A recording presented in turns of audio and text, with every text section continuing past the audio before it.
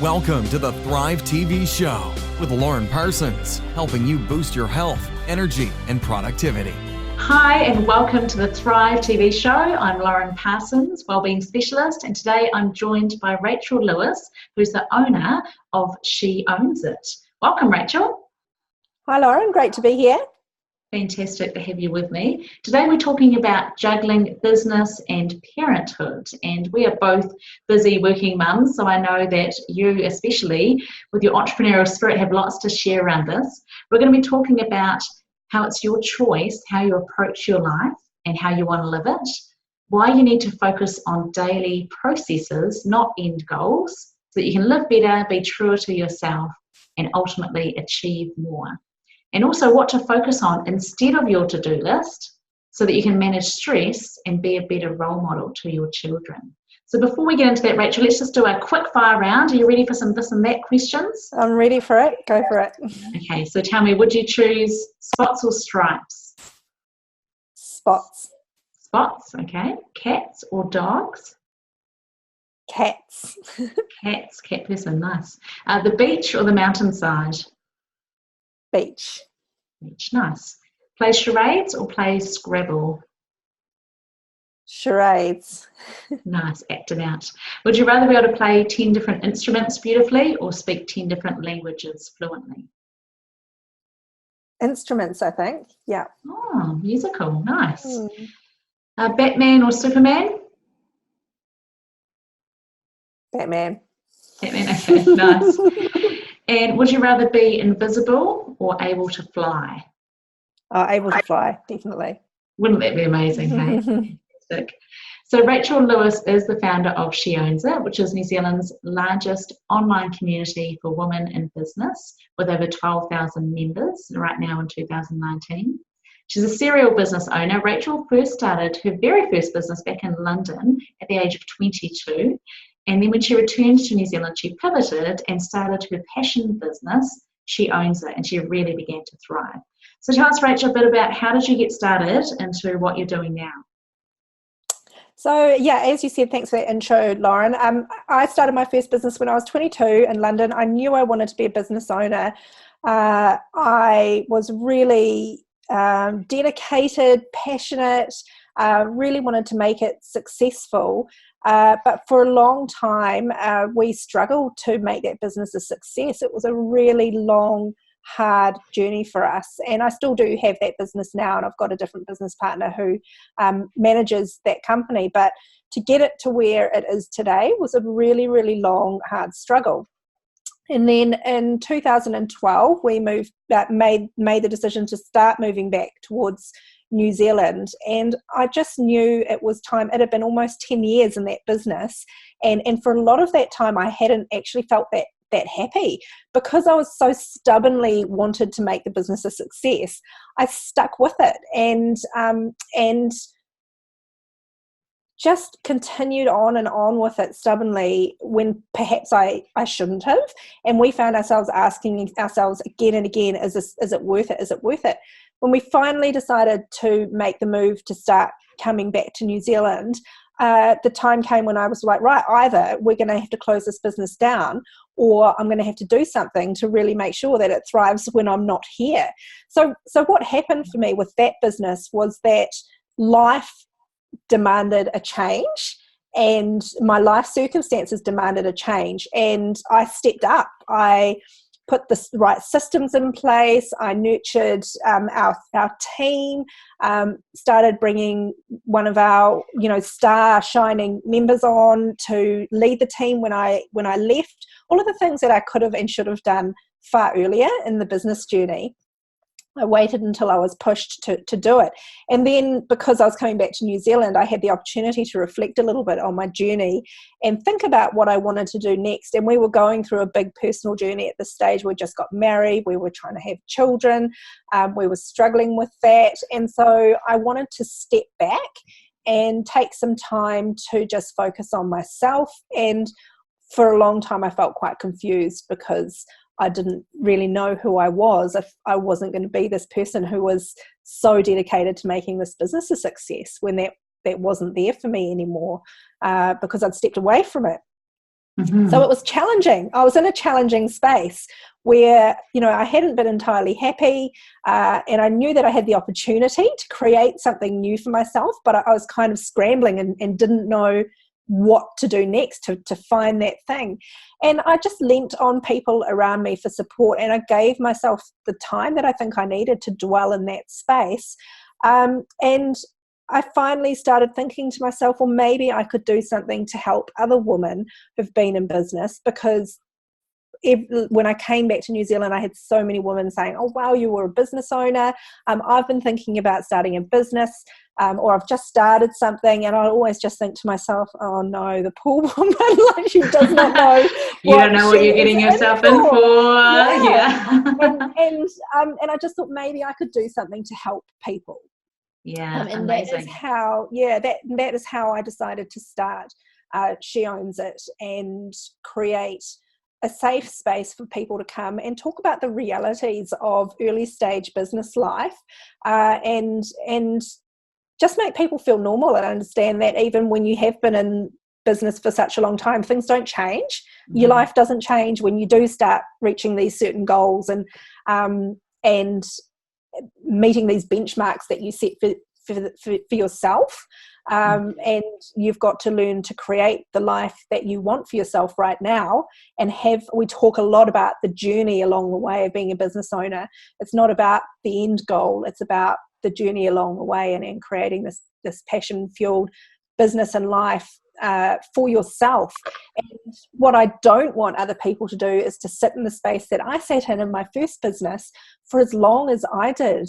I was so isolated with that business. I didn't have a lot of support, and things are different now. We've got the internet. If you're not doing anything else, you can be online connecting with people in Facebook groups, getting support from other like-minded people to help you, move over those roadblocks and challenges. So the opportunities are there for us to move past and through these things much faster now.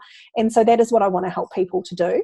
Yeah, and I must say that I really love and value all of the support, and Rachel has a great ability to create this safe environment where people want to connect, and just the connections, the quality of connections I've found through She Owns It and that community has been amazing and so valuable. And there are such tough days that you don't always put out there into the world every day, but behind the scenes, as business owners, we face challenges and big decisions and responsibilities, and things don't always go as planned, and it's really good to have a group that's got your back, isn't it? So Rach, I know that you say that it's your choice how you approach life. So if people are listening in and they're not quite sure what you mean by that, can you explain how do people take their own choice and where they want to lead their own lives? Yeah, so like I was saying before, I think one of the problems that I had when I was dwelling in that space of not knowing where I wanted to go and feeling stuck in my business, I didn't reach out for support because I was too scared, I think, to face the reality of what I created for myself in my life. What I know now, and after 20 years in business and being a lot older and just life experience, is that the best thing that you can do is reach out for support and tell somebody about what's going on in your head and in your life. They're not going to necessarily have a solution for you, because you normally find the solutions yourself, but it's your choice to dwell in that space, or it's your choice to take action to change it. And taking action doesn't actually have to be as hard as what you sometimes make it in your mind. And in my mind, I'd made it quite hard. The reality was I just needed to start telling people the trouble that I was having, and then I could have moved forward much faster. So I think the choice that when I think about choices now, I think about it right down to how I respond to things that happen in my day. As you know, I'm a community builder. There's a lot of stuff that happens behind the scenes that people don't see. I'm a role model for people. People look to the way that I respond to things to mirror the way that they respond to things online. And that is how we have created that safe space, because I'm out there making sure that I'm making the choice to react to things in a certain way, and in a positive way, in a way that improves my life and improves my day, and hopefully improves the day of the people involved in that interaction, whether they be the person that is feels like a victim, or whether they be the person who feels like, you know, they've said something that's been taken out of context. These are all just situational things that one can inflate or diffuse based on the choice that I make at the time. So I've just realized the power of choice in my life on many, many different levels. And if you are stuck in that space where you're feeling like you need to make a change in your life and you don't know what to do, at the least just recognize that every day when you're waking up and you're sitting in that space, that it's your choice to be sitting in that space right now. There are many things that you can do to take yourself out of that space, and the first thing that I would suggest is just start talking to people and telling them how you're feeling.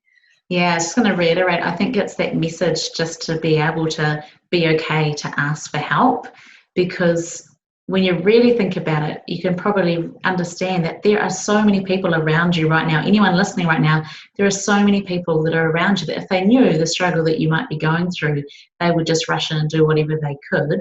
Or as Rach said, sometimes it's even just being able to ask for help and express and get clarity on how you're feeling that helps you move forward. And they might not have the solution, but you may actually already have some solutions yourself.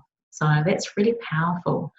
Rach, you said as well that you recommend that people focus not on daily processes, or that people do focus on daily processes and not on end goals. And this may sound quite revolutionary, because we know there's a lot of people that are purporting the benefits of goal setting, and I don't think you're denying that altogether. But tell me a bit more about this. Why do you say focus on daily processes and not on end goals? I think so many of us fall into this trap, and I certainly fell into it with my first business. I've always been someone who has enjoyed doing well at things, you know, and got a lot of satisfaction when I've done something well. But I'm also quite a laid-back person who wants to enjoy my life along the way. But what I found happening with my first business, Kiwi Oz with nannies, was that I wasn't actually enjoying my day-to-day life very much. And there was a real problem there, in that I'd set myself these goals. I kept telling myself, once I can pay myself an income of $100,000 a year, then I'll be successful. Then I'll feel comfortable telling people that I'm a successful business owner. Then I'll feel like getting out and telling people about what I do. And I kept setting myself these benchmarks of when it would be appropriate for me to feel successful as a business owner, and therefore as a person, because I was benchmarking my success on how the success of my business. What I've learned is that we so often struggle to reach goals that we set ourselves. I mean, everyone knows how much we struggle with New Year's resolutions and that kind of thing, because I find the motivations behind them are just not enough to make people want to reach the goals. And so what happens is you set yourself this goal, then you disappoint yourself, and then you tell yourself internally that you were never going to reach it anyway. You're not good enough to be able to reach it. You're not disciplined enough. You lack the skills to set yourself a task and follow through for it. All negative thoughts and emotions in your mind. And then even if you do reach the goal, and a classic one for me was after I had Amelia, I set myself a goal of doing a mini triathlon. Wow. Now I look back and I think, why? I mean, it was good, but I didn't do it the second time around, let me tell you. But when I did reach it, I was like, wow, this is awesome on the day. I was really pleased with myself the next day. And then it was Christmas, and then it was New Year. And then by the end of January, I just felt bad about myself because I hadn't kept my exercise regime up that I've been doing for the triathlon. So I started feeling bad about myself again, and I hadn't set myself another target to try and achieve. So you get in this perpetual goal setting, you know, even if you are successful at it, this perpetual goal setting regime, and you're constantly anxiety and full of anxiety and wanting to get to a certain place before you're happy. And so what I like to teach and tell people now is you can be happy today. That's your choice. And instead of focusing on sort of lofty end goals, let's focus on really internalizing our thoughts and emotions to what do you actually want? What emotions do you want to feel in your day? And it's not even about what you surround yourself with, or your relationships, or your families, or anything. It's just actually, as a being, there's that saying, we're called human beings, not human doings. And Yes. we're called that for a reason. As a human being, how do you want to be and feel in a day? And when you really start to reflect on those things, I think to myself, okay, I want to feel joy. I want to feel connection. I want to feel love. And at the end of the day, those are the most, to me as a person, those are the things that I want, the emotions that I want to feel in my day-to-day life. Mm-hmm. And I remember, Rachel, recently that something that was revelationary for me was where you talked about, rather than setting a goal and then thinking how it might make you feel, to do this process of thinking how is it that you want to feel, and then work back from that and think, okay, what are some things that I can be doing that will help for me to feel that way? And it was really revelationary, because a radical flip on how we often think of goal setting. And it reminds me as well of fantastic TED Talk, actually my favourite TED Talk of all time, by Sean Aker, The Happy Secret to Better Work, where he unpacks that myth that we feel like, well, once I'm successful, then I'll be happy. And actually, it's the reverse. It's that when we're happy, we'll be more successful, because there's so much research that shows when our brain is in positive, we'll then be more productive and more effective. And rather than pushing happiness beyond, that next milestone, it actually we never reach it, because whenever we achieve one goal, we then just think, oh, what's the next goal? And we don't enjoy the moment. I know for myself, one really clear example I can recall is years and years and years ago, I wrote to Next magazine, which is one of the top women's magazines in New Zealand, and said, I'd really like to contribute an article. I think this would be great. And they said, thank you very much, but no thank you. And then years later, a few years ago, they did an interview with me and did a full 4-page spread and did some of my books, some recipes from my book, and had a whole photo shoot and makeup. And I was like, wow, this is pretty amazing on the day. And then I got the magazine, and I looked through the magazine, and then I closed the magazine, and I went, yeah, but I'm not on the cover. And it's like, it's crazy what our brain does. Even though we achieve one, let's say, goal, we then suddenly just set the bar higher, and we create this gap again where we totally limit ourselves from just enjoying it. And so I think that this process of focusing on how you want to feel, and then thinking about what sort of things will help you to feel that way, is just so powerful. Yeah, and then when people are wondering about how that connects with actually achieving things in your business and your life, what I like to do is just, you do that big brain dump every quarter, or however often you do it, of all of the things in your head that you think you should be working on and doing. And this process of feeling connected to your emotions and what you want more of in your day-to-day life is going to help you prioritize that stuff. So instead of feeling like you've got, let's say you put down 20 to-dos on your list of things that you want to achieve in the next 90 days, and then you remember your emotions, you connect in with those, and you look through those, and you think, actually, out of all of that stuff, me spending my time creating and putting that thing out into the world, or contributing to that, is not really going to give me any of these emotions and feelings that I want to create in my own life. And therefore it's probably not going to flow out to the people around me as well. So I'm actually going to check that one off. So I like the idea of a to-don't list rather than a to-do list, where you can pull back to the things that are really, really highly focused on helping you improve your own day and your own experience as you move along the way, but it's still going to connect in with what you want to achieve, and it's just choosing a different path to achieving it. I love that. So everyone needs to go out and write out their to-don't list, just the things that we're not going to do, things we're going to say no to. Fantastic.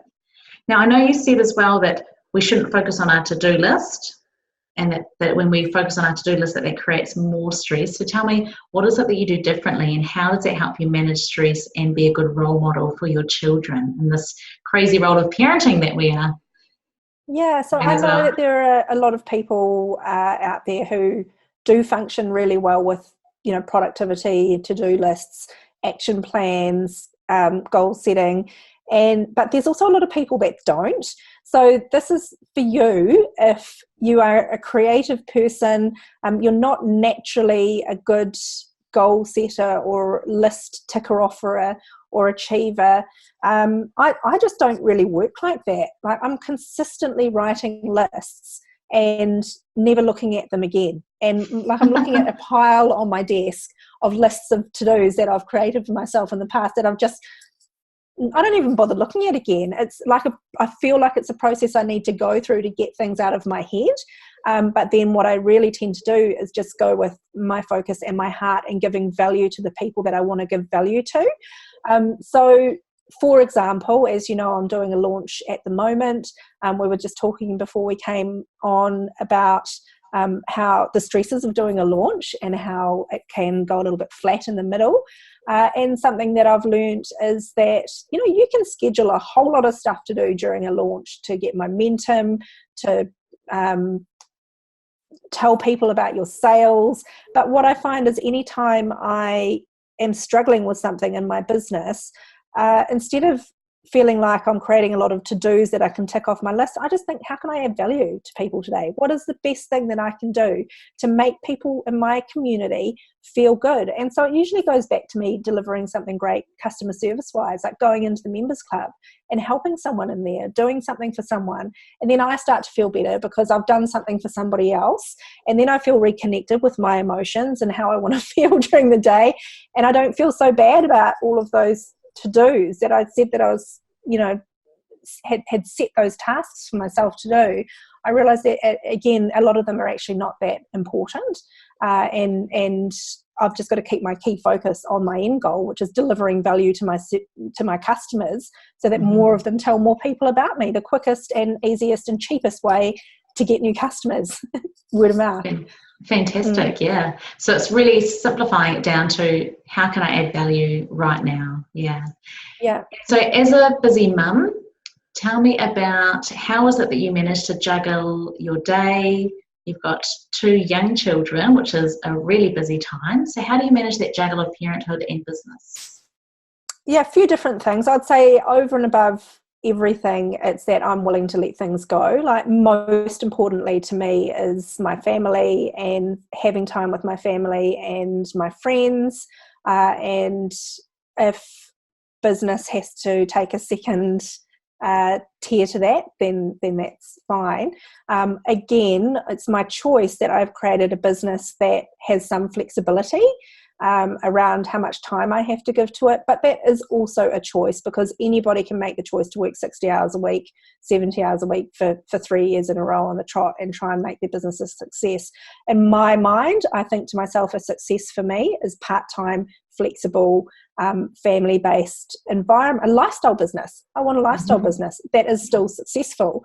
So I have set myself a challenge around the number of hours that I work, the amount of work that I do outside of my work hours. So we have a kind of unwritten rule that I don't work in the evenings or on the weekends. I have a nanny, which is one of the biggest things that helps with that time, because when I am working, I've got clear time to work. But I've also create some boundaries for myself. Like, I still drop my daughter off at school. I still pick her up in the afternoon. I get to see my son, who's at home during the daytime, a couple of times. So, and when I want to, and now that he's 1, sleeping a little bit more, I need to focus a little bit more on taking more of that time off to actually do some exercise and give myself some me time, which I think a lot of us struggle with, and I'm certainly on a journey with that.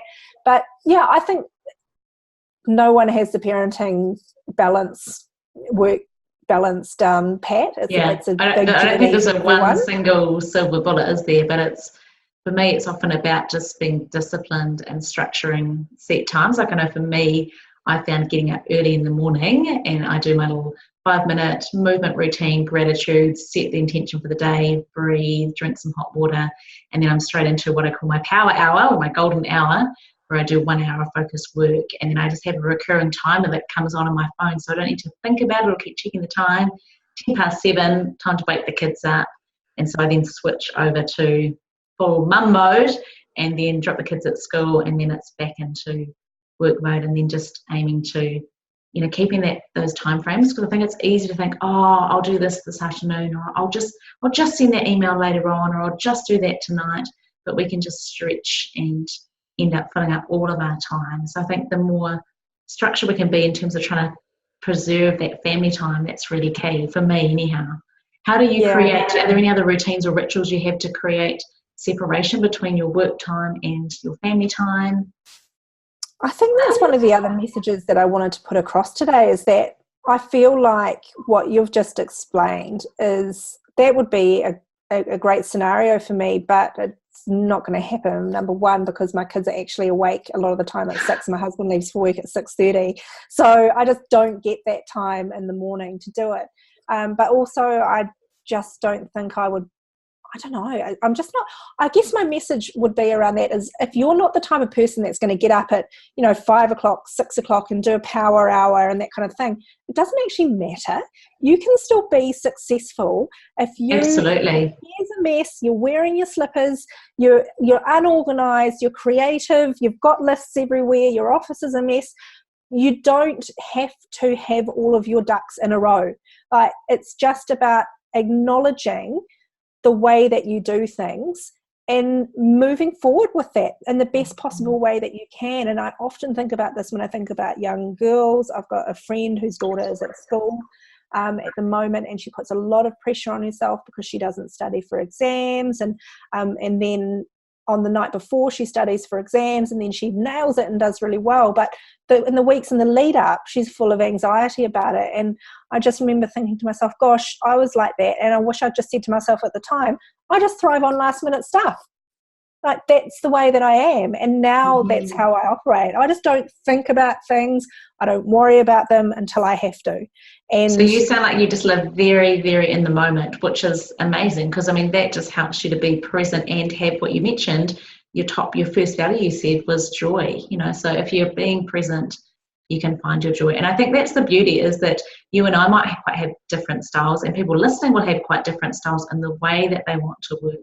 And so it's often, I think life is a bit like a big experiment, that you can draw on different people's ideas and try them out, and then see what works for you and what doesn't. Because I'm naturally a night owl, so for me the early morning routine works really well, because it helps me to be more disciplined to go to bed at night, because I know the alarm's going off, and rather than staying up and trying to push through and get something done, I'll think, I'm just going to go to bed and restore and recharge, and I can do it tomorrow. But I think it's totally valid as well, if you are more creative, to think, well, let's just be unstructured and just, again, be present in the moment. And that's totally valid as well.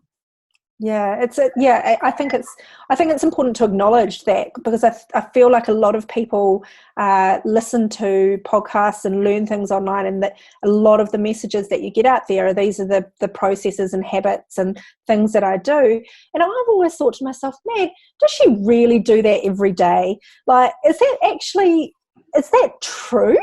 And I mean, I'm sure it is true for some people, but for me, I feel it would be disingenuous to say to everyone, I do this and I do this, because every day is different.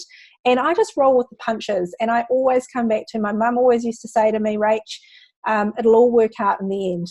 Mm-hmm. And, absolutely. Yeah. and that's generally how I roll with everything. And somehow, amidst all of that, I've still managed to create, 2 successful businesses, and had momentum and have this sort of flexibility of lifestyle. And I want to put that message out to you, that you don't have to have these things perfectly aligned in order to make progress for yourself. Mm-hmm. You can do it if you make that choice to acknowledge that how you are is absolutely okay, and how you roll is great. But if you want to achieve something, because it's going to bring you joy, connection, feelings of satisfaction, or whatever it is that you want to have in your life, then it's your choice to do the things that you need to do to make it happen. Mm-hmm. I love it. So choose the way that you want to set up your day, the way that you want to create your life.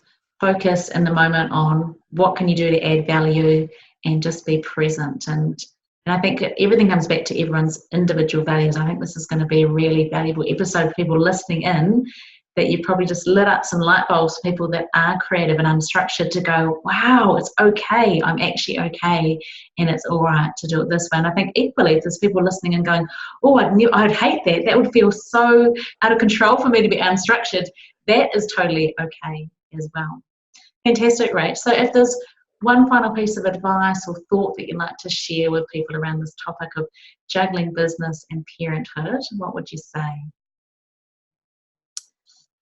For me, it's ultimately that I don't want to. I like to think about backwards business, and I like to think about backwards life. I often reflect on what would happen if I did pass away tomorrow, or in the next few days or so. Will I be looking back on these last few days thinking they were purposeful, happy days for me in my life?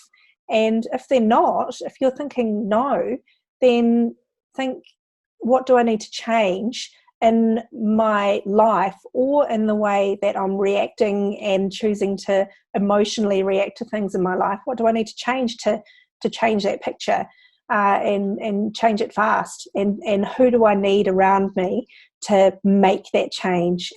Reach out for support. Don't dwell and sit on these things on your own, because you don't need to. There's so many ways that you can reach out for support now and start making forward progress for yourself. So yeah, just get out there and do it. Fantastic. I love it, Rach. You've just got such passion, such an open heart, and a bit of tough love for us, that where we are right now is where we've got ourselves, isn't it? And we do have a choice. So I love that. So if people wanted to connect with you, what's the best way that can they find you? I'm always on Facebook, so you can find us at Facebook, She Owns It NZ, or just connect via our website, sheownsit.co.nz, and I'm on LinkedIn as well, Rachel Lewis. Fantastic. Thank you so much. Fantastic to have you with us, and I know that there will be a lot of people inspired and just feeling a lot more self-accepting, I think, after this today, to realise that whatever your style is, just embrace it and go with it. So thank you again, Rachel, for sharing your wisdom. Fantastic. It's been a pleasure. So that's been another episode of the Thrive TV show. Go out and thrive. Thank you for listening to the Thrive TV show with Lauren Parsons. Visit thrivetvshow.com to access the show notes and discover our fantastic bonus content. And be sure to subscribe so you don't miss the next inspiring episode.